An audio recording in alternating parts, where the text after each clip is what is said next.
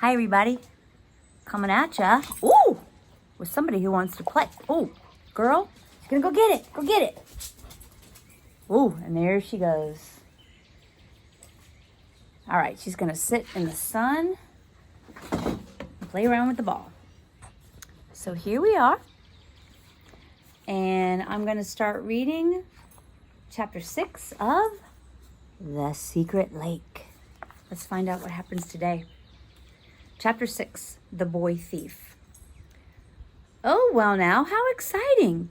Do come and have a cool drink with us, said Miss Walker. At the mention of fluid, Tom perked up again. I'm sure the girls would love to hear all about Australia. Do you have a governess over there? They all trooped out onto the lawn. A governess? Oh, yes, Stella fixed another glance on Tom. Tom, his thoughts focused on cold juice, nodded solemnly. As they all helped Miss Walker move the rug and a pile of leather-bound books into the shade of a tree, Stella found herself glancing at the row of houses on the far side of the lawn.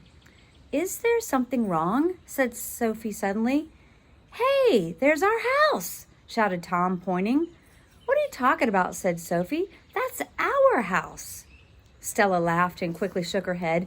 Don't be silly, Tom. Our house is in Australia.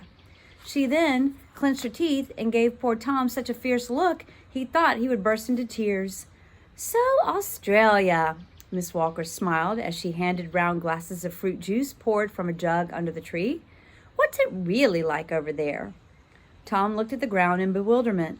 Stella felt her cheeks start to burn again. Try as she might, all she could picture was the shape of Australia, which she knew resembled a dog's head. Well, she faltered. An image of the Sydney Opera House popped uninvited into her head just as shouts came sailing across the lawn from the direction of the houses. They all looked up to see a man in a dark uniform and hat running towards them, closely followed by another man wearing rolled-up shirt sleeves and braces. I don't think they mean braces on your teeth. I think they mean suspenders. I'm not quite sure. A little farther behind came an elegant blonde-haired lady in a long yellow skirt and a beautiful white blouse. You all right, miss? Wheezed the man in the uniform, looking all around. Miss Walker stood up in a fluster. Only there's been another theft. Crowley here saw a young ruffian in the garden, but he's got away. Looks like he's run off with some silver. Mrs. Gladstone's coin purse is missing too. She's in a right state. The man called Crawley arrived panting. He immediately narrowed his dark eyes at Tom. A good beatin', that's what I'll get when I catch 'em. Tom felt his stomach twist into a knot. Finally, the beautiful woman caught up.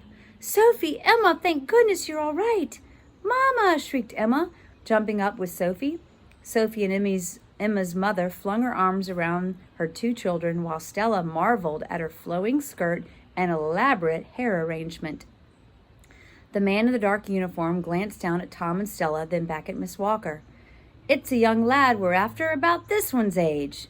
He eyed Tom again. Tom swallowed hard and tried to look angelic. My goodness, who are these children, Miss Walker? Said Mrs. Gladstone.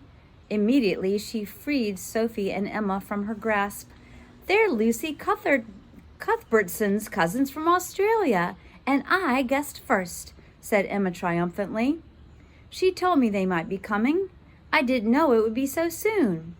Well, I've never seen anything like it in my life, said Mrs. Gladstone, peering down her nose. If that's how they dress their children in Australia, then all I can say is, look, I'm sorry to interrupt, ma'am, but if we want to catch this thief, oh, of course, do carry on, Constable. The policeman, for it was now obvious that this was what the man in uniform was, knelt down. Now, this is important, and especially for you nippers. He looked at each of the children in turn, as if trying to see inside their tiny minds. Did any of you see a boy in the gardens in the last hour? Looks kind of scruffy, tatty brown clothes. Tom leaned forward, about to say something, then felt Stella's sharp fingers in his ribs. The children solemnly shook their heads in turn as the policeman counted round them again. Looks like you probably got away, he grumbled, standing up. Mrs. Gladstone gathered up her skirt and shot a cold glance at Miss Walker. Children, I'd like you inside, please, she said. I never did have much to say for studying in the garden, and we can't have you out here with a ruffian roaming the grounds, can we? The children's faces dropped. Stella noticed, did Miss Walker's. Constable, I count on you to give the place a thorough search, twice over. Crowley, you go too. Yes, ma'am. Crowley bowed his head. The policeman delivered Miss Gladstone an icy smile, then headed off into the gardens with Crowley in his wake. Well, now, what are you two waiting for? Snapped Mrs. Gladstone. Tom and Stella scrambled to their feet. Go on, then. Off you go now, back to Lucy's. And if I were you, I'd ask that mother of yours to lend you some half-decent clothes. You certainly can't be seen out in London dressed like that. Constance Gladstone then turned and marched off across the lawn with her children and their governess trotting behind like sorry puppies. Ooh. So it's like we've gone back in time. Remember, we are in London, in England, and Constance Gladstone is the mother of the two kids. And what was the name of the governess? Miss Walker. So I bet those two kids, Stella and Tom, must look really odd to them, as do those girls look to Tom and Stella. So we'll find out what happens and how did they time travel. This is weird if that's what happened. See you next time for Chapter 7.